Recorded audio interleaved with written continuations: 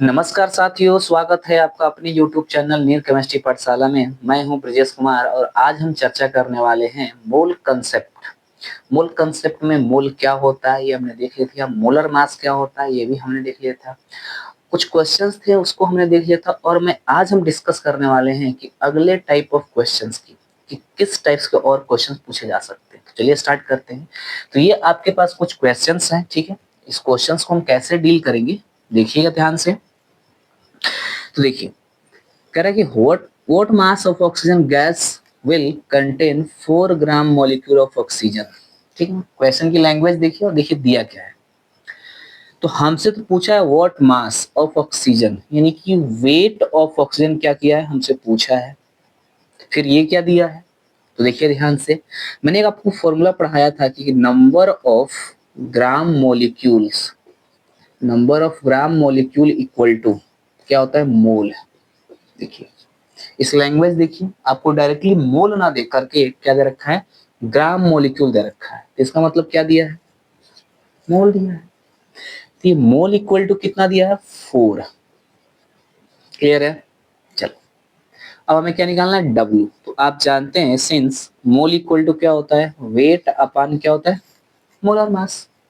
चलिए हमें तो ये कैलकुलेट करना है, ये कैलकुलेट करना तो इसका काम नहीं है, तो इधर इधर आएगा तो क्या हो जाएगा, मल्टीप्लाई में। तो देखो W equal to mole into कितना, मोलर मास। हो गया। चलिए मोल कितना दिया है, 4। मोलर मास कौन सा है, ऑक्सीजन है, ठीक है ना।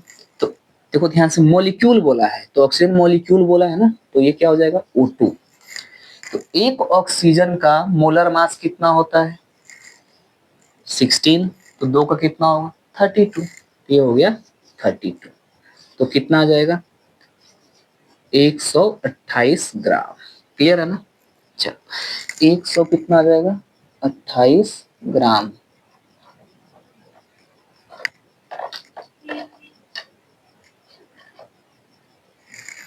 चलिए हो गया ना। नेक्स्ट क्वेश्चन, नेक्स्ट क्वेश्चन में क्या पूछा है, कह रहा है, क्वेश्चन की लैंग्वेज देखना ध्यान से क्या कह रहा है, ठीक है। कह रहा है कि mass of an atom of an element x. कह रहा है कोई एक्स एलिमेंट है, उसका कोई एटम ए है, कोई भी एटम ए मान लेते हैं, नहीं दिया है। उसका जो वेट है ना, वेट डब्ल्यू कितना दिया है, 3.5 इंटू 10⁻⁻23 ग्राम दे रखा है। ठीक है, एक एलिमेंट है, उस एलिमेंट का कोई एटम है, उस एटम का वेट दे रखा है। क्या calculate the number of gram atoms. देखिए ध्यान से, इसकी लैंग्वेज देखिए, क्या कैलकुलेट करने को बोल रहा है, ग्राम एटम्स। तो आप जानते हैं ना कि अगर यहाँ पे ग्राम एटम्स पूछता है तो इसका मतलब हमें क्या पूछता है, मोल फाइंड आउट करने को बोल रहा है। क्लियर है। तो चलिए मोल निकालते हैं। तो मोल इक्वल टू क्या होता है, वेट अपान मोलर मास होता है। तो वेट कितना दिया है, वेट दिया है 42 kg अपान मोलर मास। देखिए डायरेक्टली मोलर मास नहीं कर रहा है, ये ग्राम में दे रखा है। तो कितना दे रखा है, 3.5 इंटू 10⁻⁻23 ग्राम। अब देखिए ये केजी में ये ग्राम है, यूनिट इक्वल नहीं है, तो हमें क्या करना पड़ेगा, यूनिट इक्वल करनी पड़ेगी। तो कैसे हो जाएगा, 42 केजी को ग्राम में चेंज करेंगे तो कितना हो जाएगा, तो यहाँ होता है 1 kg equal to 1000 gram. Clear है ना। चलिए केजी की जगह पर हम क्या लिख देंगे, 1000 ग्राम। अब देखिए 3.5 इंटू 10⁻⁻23 ग्राम में है, क्या ये मोलर मास का यूनिट है, नहीं। तो जो भी ग्राम दिया होता है उसमें हम 6.023 इंटू 10⁻³ से मल्टीप्लाई कर देंगे तो मोलर मास में कन्वर्ट हो जाता है। चलिए ठीक है। अब देखो इसको आप जब चेंज करोगे ना, मल्टीप्लाई करो कैलकुलेशन में, तो ये हो जाएगा 42,000 अपान 6 का मल्टीप्लाई करो तो कितना आएगा, 21 आएगा। ठीक। देखो ये -23 से +23 कैंसिल हो गया। अब मैं आपसे पूछूं इसको डिवाइड करो तो कितना आएगा, ये आएगा अप्रोक्सीमेटली 2000। क्लियर है। तो मोल कितना है, तो मोल हमें मिल गया 2000 मोल। यहाँ तक किसी कोई समस्या नहीं ना? तो जब भी ऐसे क्वेश्चंस आए ना, तो हमें क्या करनी है, उसकी लैंग्वेज को देखनी है। देखो यहाँ पे ग्राम एटम्स बोल दिया है, डायरेक्टली ये नहीं बोला कि मोल निकालो, लेकिन हम जानते हैं कि ग्राम एटम्स दिया हो तो भी उसका मीन्स क्या होता है, मोल। ठीक है, ये चाहे ग्राम मॉलिक्यूल दिया है तो भी क्या होता है, मोल। क्लियर है ना? तो ऐसी लैंग्वेज आए तो प्रेडिक्ट कीजिए और कैलकुलेट कीजिए। इसे कॉपी करें, फिर हम अगले टॉपिक की बात करते हैं।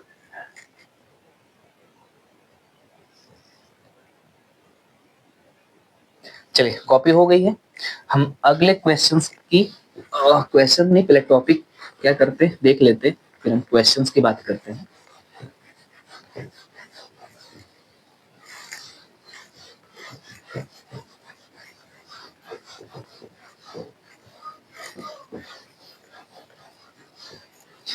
देखिएगा कि अगला टॉपिक क्या है और इसको हम कैसे कैलकुलेट करते हैं। ठीक है,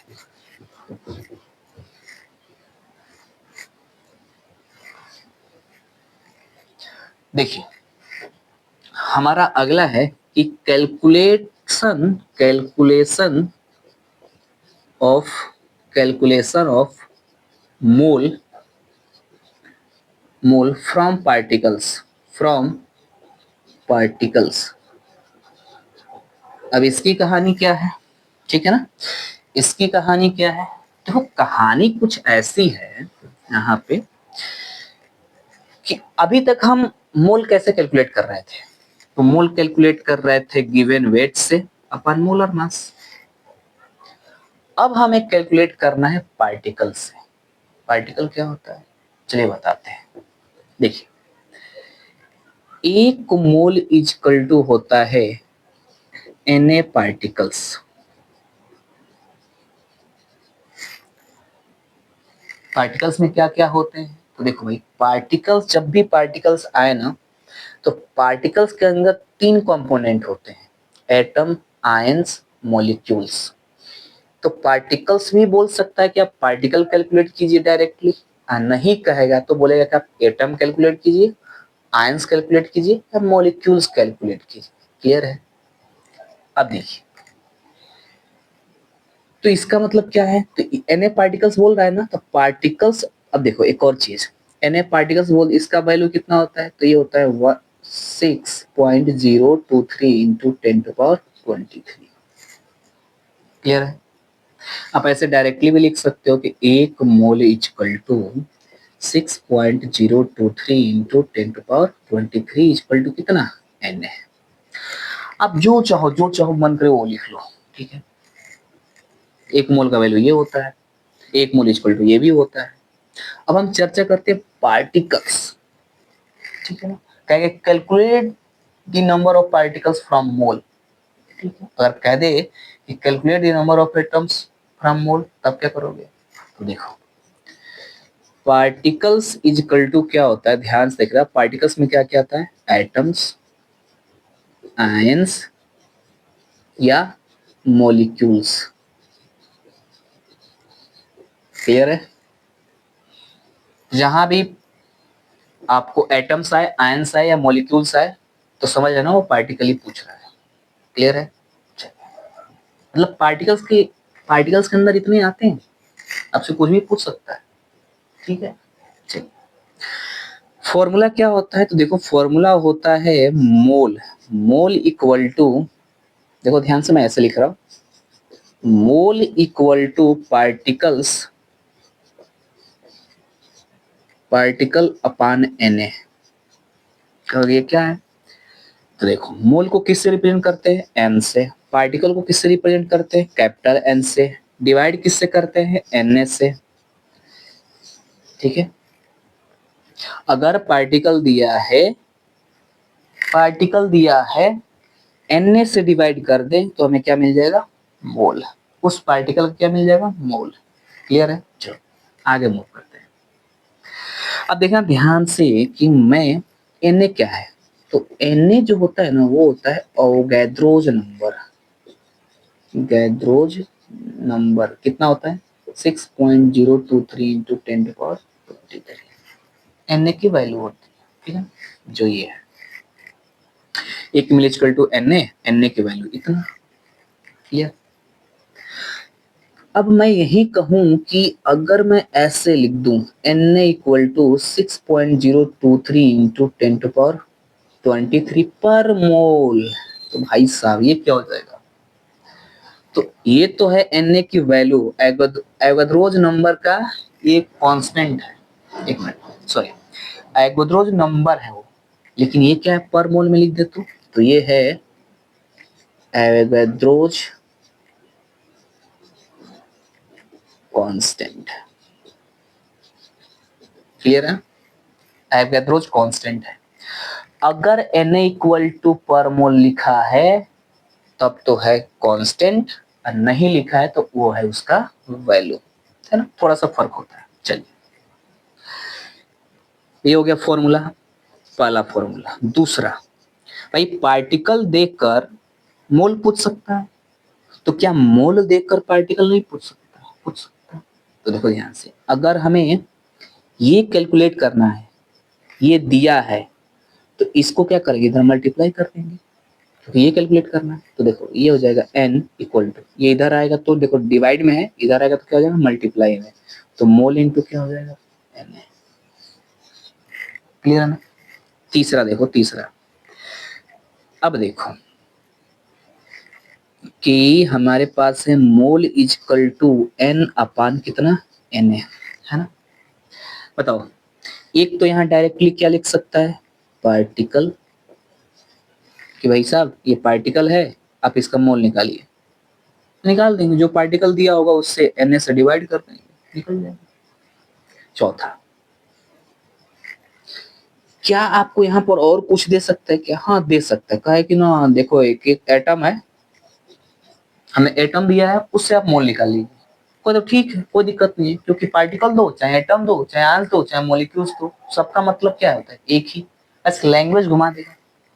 तो बस हम क्या करेंगे, Na से डिवाइड कर लेंगे। फिफ्थ, क्या नहीं नहीं नहीं, अब हम आपको ना मॉलिक्यूल्स देंगे, तो ये हो जाएगा मॉलिक्यूल्स, तब को आप निकालो, कोई बात नहीं, अब मॉलिक्यूल्स दो तो भी हम Na से डिवाइड करके निकाल लेंगे मोल, नहीं नहीं, इस बार हम आयंस देंगे आपको, तो कोई बात नहीं, आप आयंस भी दे दो तो भी हम कितने से डिवाइड कर लेंगे, Na से डिवाइड करके मोल निकाल लेंगे। तो ये कुछ फॉर्मूले होते हैं, सबका मतलब जब आपको पढ़ते पढ़ते एक्सपीरियंस हो जाएगा ना कि हाँ ऐसा होता है, तो इन सबको जरूरत नहीं पड़ेगी, आप डायरेक्ट यही से निकाल लेंगे। पार्टिकल बोलेगा तो भी यही फॉर्मूला, आयंस बोलेगा तो भी यही फॉर्मूला, मॉलिक्यूल बोलेगा तो यही फॉर्मूला, बस आपको प्रेडिक्ट करनी आनी चाहिए, ठीक है। तो आप इसे कॉपी करें, फिर हम एक रिलेशन देखते हैं कि वो रिलेशन क्या होता है। कॉपी कर लें,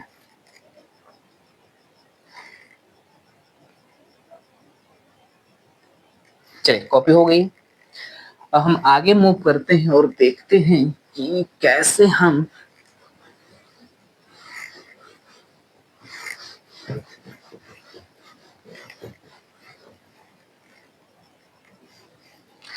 देखो यहाँ है रिलेशन बिटवीन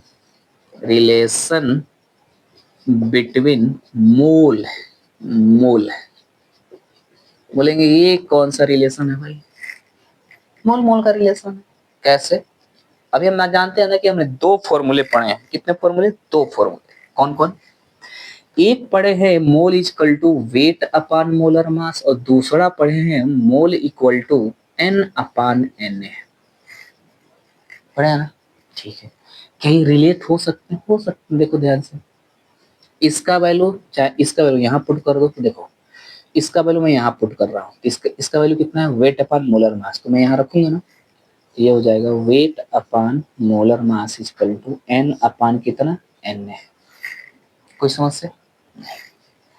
चलो अब यहाँ से कितने फॉर्मूले बनेंगे, तो देखो अगर हमें W निकालना है तो इसको इधर भेज देंगे, तो W equal to n upon कितना, molar n upon Na into कितना, मोलर मास। क्लियर है? दूसरा, अगर हमें ये निकालना है तो ये इधर भेज देंगे, तो देखो ये निकालना है ना, ये कहाँ जाएगा, इधर, तो डिवाइड में इधर आएगा तो क्या, मल्टीप्लाई में, W इंटू n अपान क्या हो जाएगा, मोलर मास। अब इसका लॉजिक क्या है, इसका लॉजिक ये है कि अगर आपको पार्टिकल्स दिया है, पार्टिकल दिया है, मोलर मास भी दिया है और कह रहा है कि आप W निकालो, तो निकाल लेंगे। दूसरा, अगर आपको W दिया है और पार्टिकल दिया है, ठीक है ना, एक मिनट, ये क्या हो गया, N निकालना है ना, तो इधर N आ जाए, अच्छा ये N है, ठीक है। W दिया है, मोलर मास दे दिया है और कह रहा है कि आप पार्टिकल्स निकालो, तो क्या करोगे, बस फॉर्मूला लगा दोगे। एक बार और ध्यान सुनो, अगर आपके पास पार्टिकल दे रखा है, मोलर मास दे रखा है और कह रहा है कि आप क्या निकालो, W, तो निकाल लेंगे। दूसरा, आपके पास वेट दे रखा हो, मोलर मास दे रखा हो और कह रहा है कि हमको पार्टिकल्स चाहिए, तो पार्टिकल निकाल लेंगे। यहाँ पार्टिकल से वेट निकाल रहे हैं, यहाँ वेट से पार्टिकल निकाल रहे हैं। क्लियर है ना? चलिए, तो आज के लेक्चर में हम यहीं अपना लेक्चर खत्म करते हैं और आगे हम अपने नेक्स्ट लेक्चर में हम बात करेंगे कि इस पर वैरायटी ऑफ क्वेश्चंस कैसे हैं। ठीक है, तो आप इन्हें कॉपी कर लीजिए। तब तक के लिए धन्यवाद। कॉपी कर लें।